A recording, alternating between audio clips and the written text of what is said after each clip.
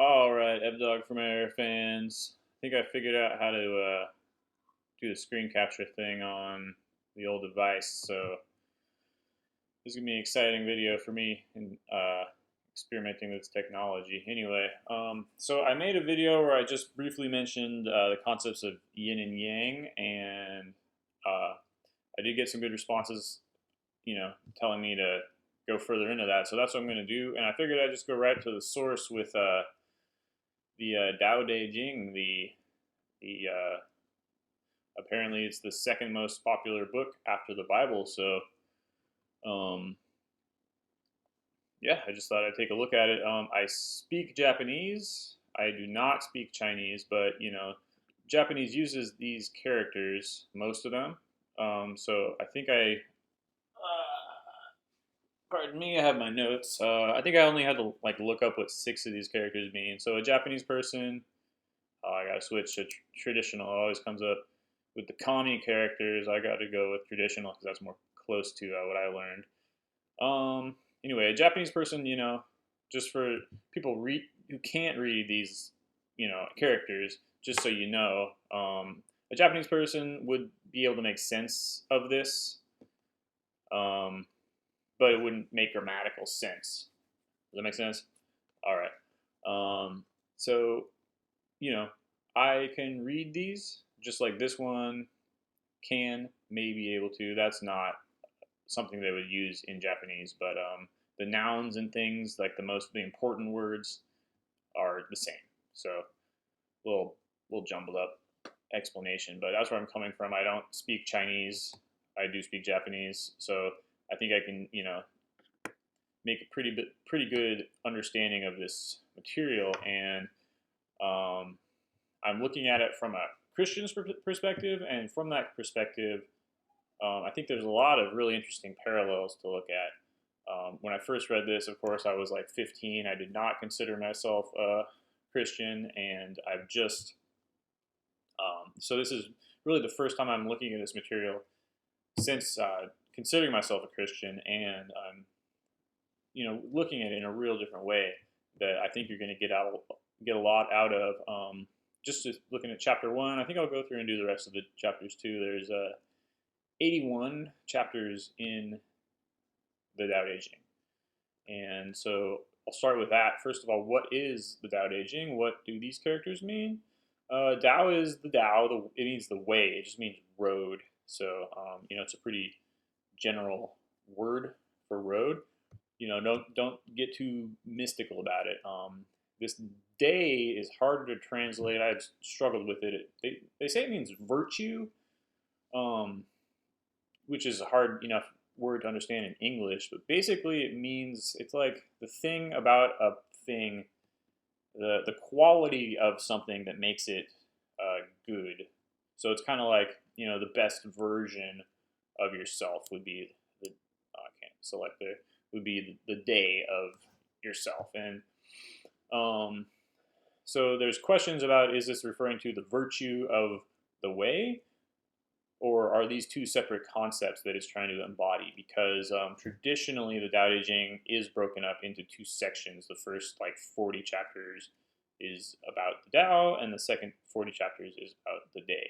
And then Jing means they often translate it as classic. It means a work, but what it actually means is it means warp in English, which means the longitudinal fibers. If you were to like make a rug or something, on a loom, that's what this actually means. So it's information that's been passed down from generation to generation. That is what Jing is, and it's often used to translate the I believe it's Sanskrit word sutra. So like Kama Sutra, you'd see this. I can't think of any other sutras, but that's what that character means. So it's the same with the I Ching, um, et cetera, et cetera. And then this is also, you'll hear it called the Lao Tzu, which is the name of the writer supposedly. So that means just Master Lao. And a lot of times you'll hear a book called just by the title. And so we're looking at chapter one. you'll notice these four lines, if you're familiar at all with the I Ching, the trigrams of the I Ching or the hexagrams, it looks very similar, but they are not that. They are actually, this thing I just learned about, they are corresponding to the Tai Chuan Jing, which is the great, the canon of supreme mastery. And here's that same, that's Jing again, right? So another use of that. So this is actually a set of 81 like archetypes. Here they are. So this is actually based on the Tao Te Ching. I've never heard of it before, but I'll look into that. And what these are doing is they're actually representing the numbers actually 0 through 80 using a set of lines or double dashes or triple dashes there. So that's one of the problems with Taoism and Yin and Yang is that they get into being an oracle, right? They get into trying to tell the future, which we know is frowned upon in Christianity. So that's that's one reason I can't just do a straight parallel, okay? And just to be clear, I'm not arguing for inclusion of the Tao Te Ching in the Christian canon. I'm going to get into a couple other chapters where that'll become clear why it's not strictly Christian, but I am arguing that it is only able to be correctly interpreted based on Christian or biblical values. And when I get into it, I think you'll see what that means. So that's all for this. I'm using this Yellow Bridge website. This is cool so far. It's got a couple different ones like the Analects of Confucius. And you can just see along with me, it's got the Tao Te Ching over here in Chinese, and then it's got 3 translations. And I don't really know anything about these translations, but I'll be referring to them somewhat. I think the one that I read was the Burton Watson translation. And then I wanted to start off before I get into the meat of translating it with this little article from the Internet Encyclopedia of Philosophy that's talking about Yin and Yang. And so just for starters, everyone knows I'm not going to get into what Yin and Yang means. I'm starting with the Tao before I get into the Yin and Yang.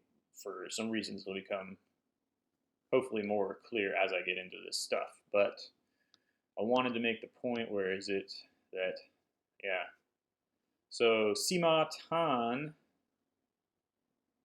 don't know who he was, but he must have been a historian. This is what I'm trying to say, though, okay? He lists the Yin Yang school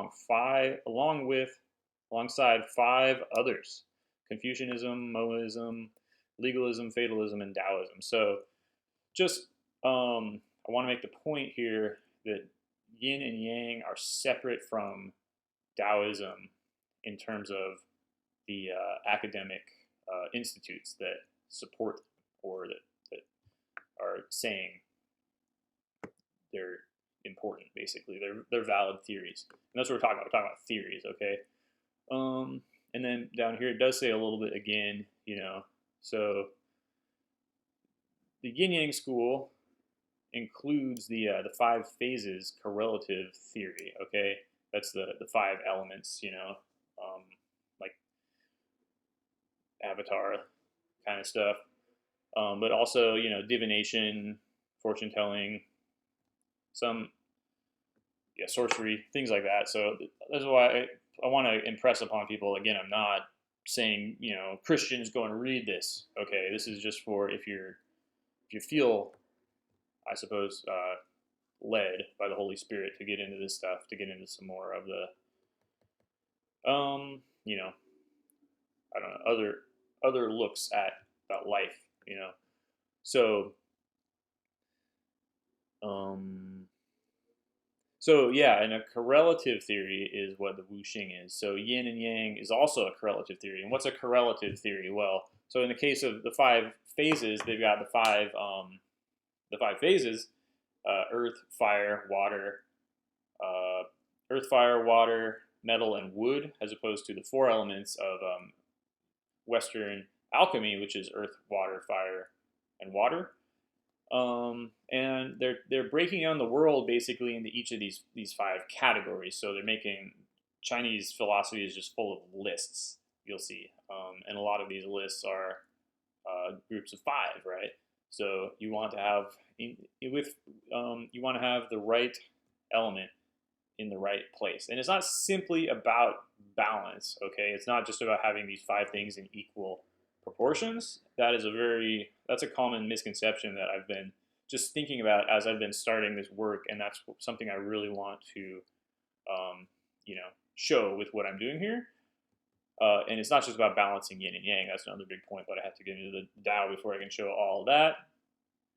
And also, I got to say that there's a lot of practitioners, including like traditional Chinese medicine practitioners and the feng shui, geomancy practitioners who do believe that, and they're just not correct. So they're putting out false information in terms of that. But as with anything, it's complicated, and there's plenty of right and wrong kind of going on. So just because someone's saying that doesn't mean that can discredit their entire argument. But at any rate, that is just a little bit about the history, and just telling you that they do not come from the same place. Oh, what I was going to say though, correlative, what happened eventually with these different schools is there was an attempt to combine them, and that still exists in all of Far Eastern thought today, where like in Japanese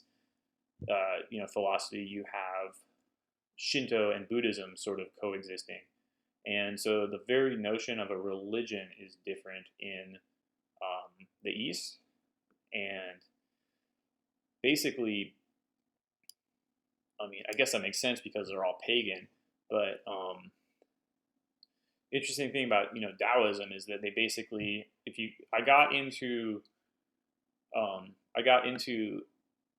folk Taoism as opposed to like this kind of stuff I'm reading, and that is some wacky stuff where they basically, what they do is they find a god and they worship it. They find another god, they're like, great, let's collect all the gods. So that's an interesting concept, like basically building a temple to every god you can find, venerating every god, and that definitely that meshes with the idea that in Christianity we do believe in all the spirits that exist. We do understand that there's this whole plethora of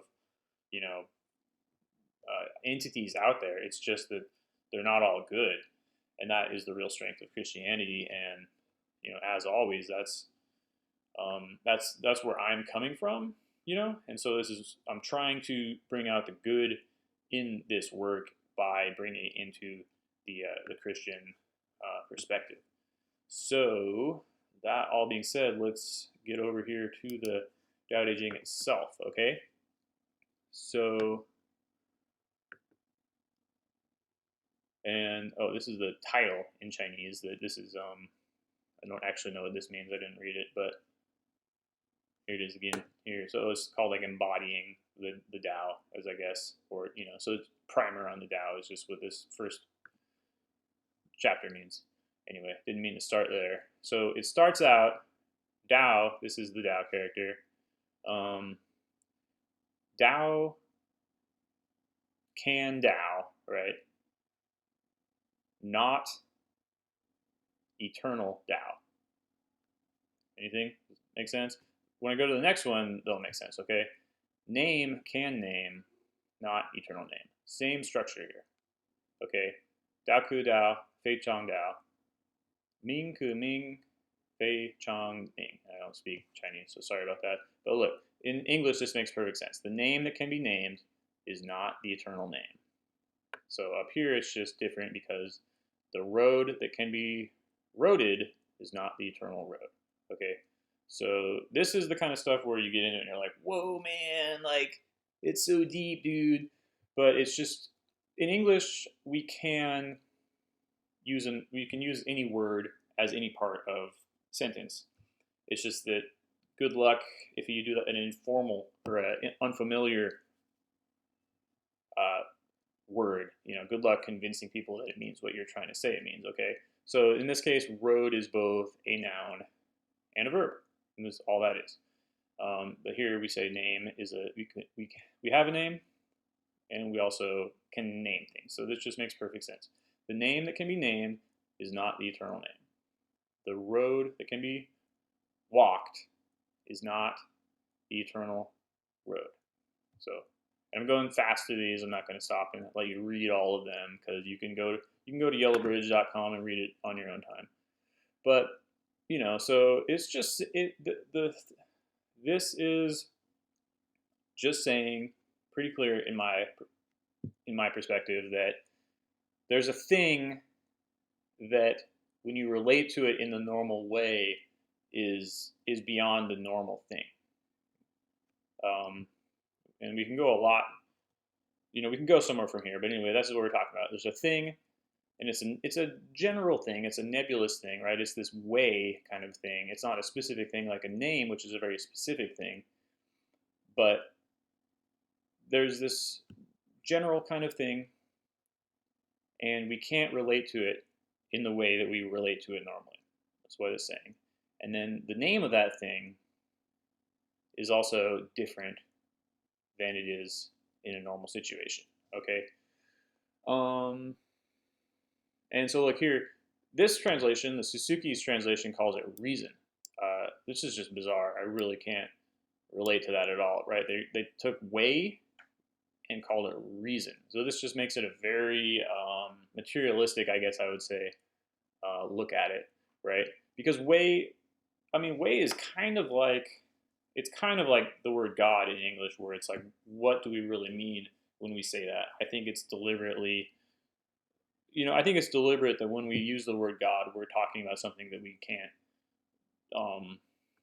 put into a box, okay? And this way is similar, but we can interact with it in a different way than we interact with God, obviously, because we can traverse it. We can traverse a way, but we can't create a way, obviously, as creation. Okay, so that's, I think, a parallel with Christianity. We can't. We can keep it clear.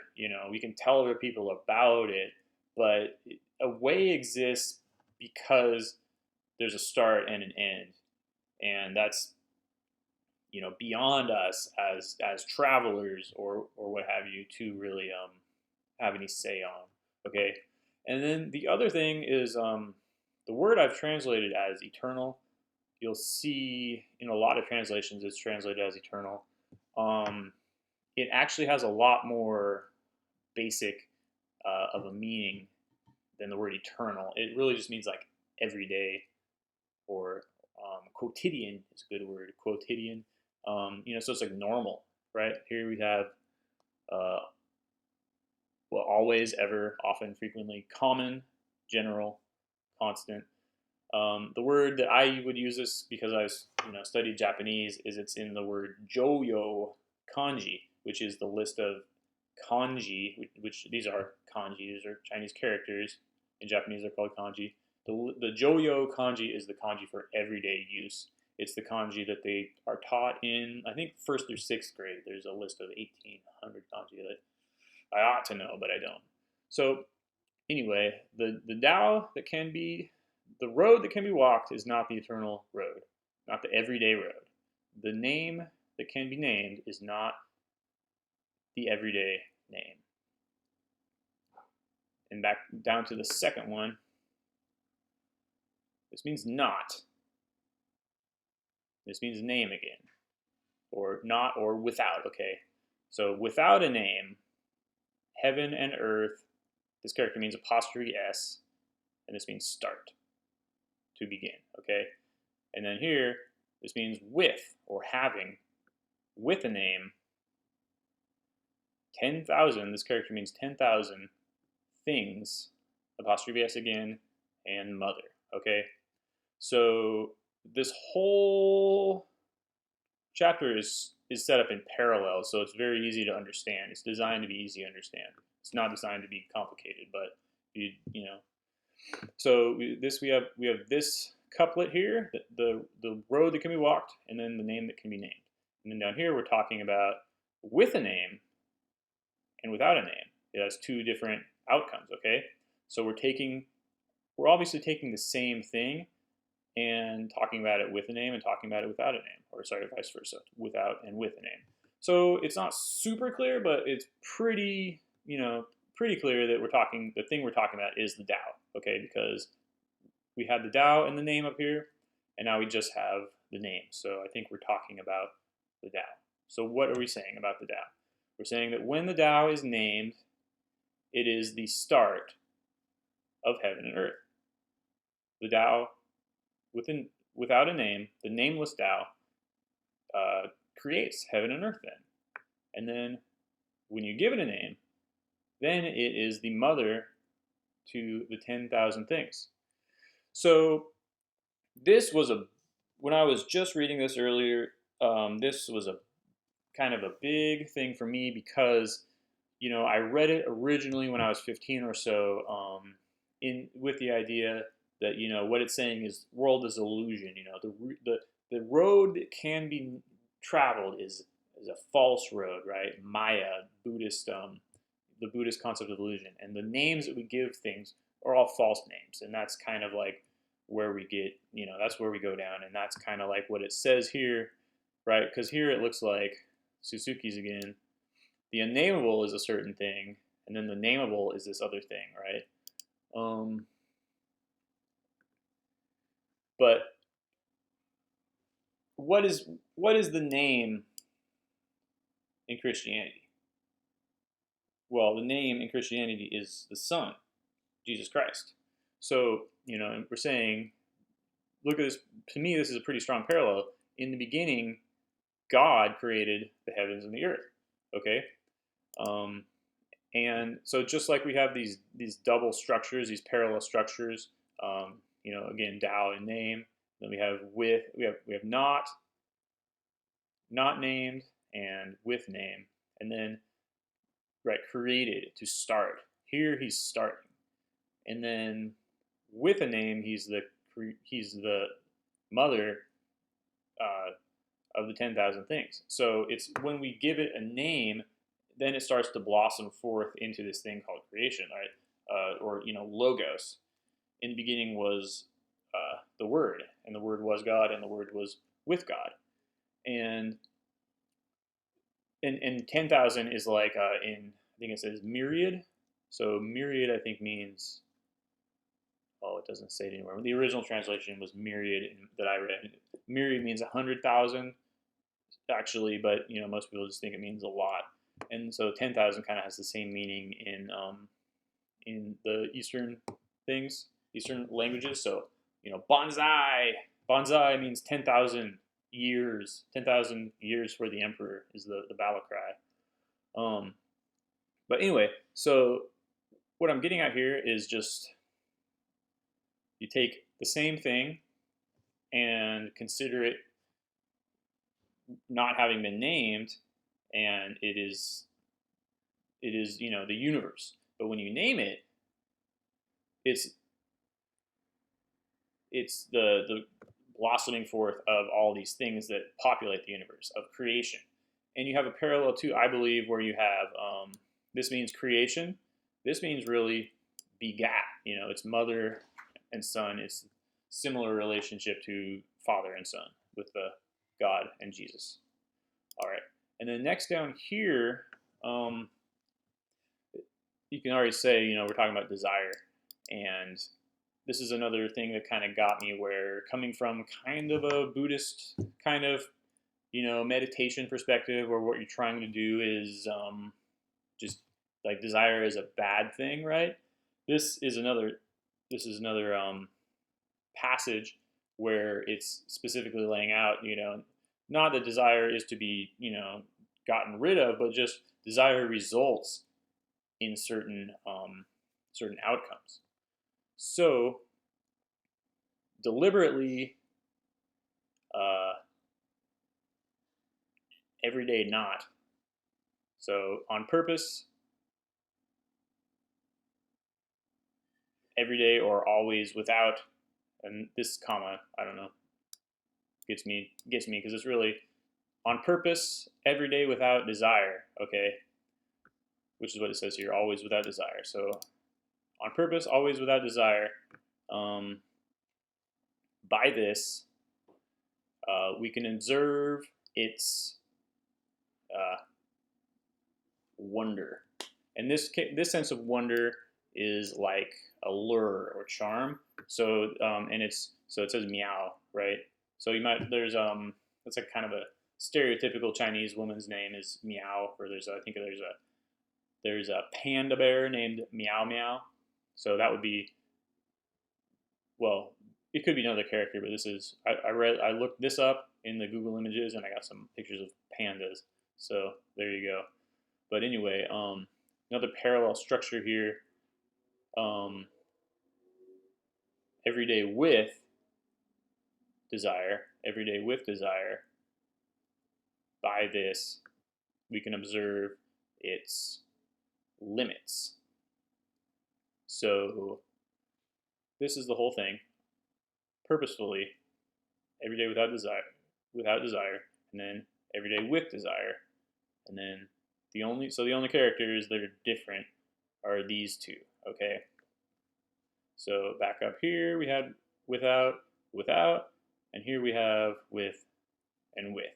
So we're still, this 3 is just talking about the same thing as the 2, which is again the Tao. Okay. And we're saying that if we have desire, we will just see its limits, its boundary here. If we, on purpose, do not have desire, we will start to see its mysteries. And so it's the mysteries that are alluring, you want to know more about, you're attracted to.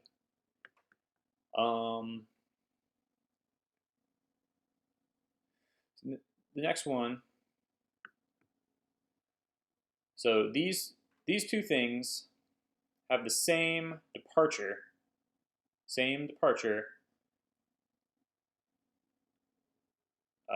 However, or yet, they have a different name. They have the same. The word this character actually means origin story. Very interesting and cool character. And then apostrophe S again, mystery. But this is a different kind of mystery because here it says black mysterious. So this Shuan character is like a kind of mystery that cannot be penetrated, whereas this Meow character is a mystery that you want to learn more about. This one is like intrinsically impenetrable. This one kind of like leads you on. But in English, they kind of are both translated the same as just mystery. And then here this says mystery of mysteries. Mystery apostrophe S, again mystery. Mystery and again mysteries, you might say in like an old English. And then the multitude of meow, the first kind of mystery, the alluring mysteries, apostrophe S gate. So the gate of multiple mysteries. So we put it all together. These two things have the same departure or the same coming out point, but they have a different name. They have the same origin story in mystery. Same origin story in mystery, or the same origin in mystery. Mystery of mysteries. Multitude, the gateway to many, many mysteries. So I think basically what this is all saying when we look at these 3 in relation to the first 2, which is saying the way that cannot be weighed, right? The name that cannot be named. I think we're talking about the Father and the Son, and I think that's really the only way to look at it. Now we're not getting into the Trinity. The Holy Spirit hasn't made an appearance yet, but let's not get tripped up on that because that is going to show up later. It's just for now, we're just talking about the importance of the Father or of the Son to the Father, which is that the Son is the name, right? The Son is the avatar or the gate to the mystery, or the gate to creation, right? And it's so, so, and just like a gate, and I'm a poor theologian, especially a Christian theologian. I'm actually a lot more comfortable with the Chinese stuff, so that's why I'm working on it here. But there's a lot of talk about the nature of Christ and the two natures of Christ, the man and God. And I'm sure if I said something, I would get pounced on for being in error. But the thing about a gate, or you think about just like my doorway that's off camera here. It's this question of at what point does one room become the next room, right? That's kind of the mystery of Christ, if you will, in a very poor analogy. But that's really what I think this whole thing is saying, and I think that's very cool. And it's emphatically not saying the thing of the world being an illusion, okay? The world not existing or not mattering, right? And I think that's very important because because a lot of those Eastern religions argue that basically, and they say the thing to do is meditate. But Taoism, on the other hand, most of these works, and Confucianism too, are focused with just the everyday business of being in the world, and specifically of running a kingdom. So again, they're not going to be totally concerned with like salvation, like the Christian Bible is, but they insofar as they result in a leader being a good leader and having a harmonious kingdom. I mean, they're all in line with the Bible. They have to be. So I'll go through it one more time, just to make myself clear. Okay. The road that can be traveled is not the eternal road. The name that can be named is not the eternal name. Without a name, it is the beginning of heaven and earth. With a name, it is mother to the 10,000 things. Again, begat, maybe.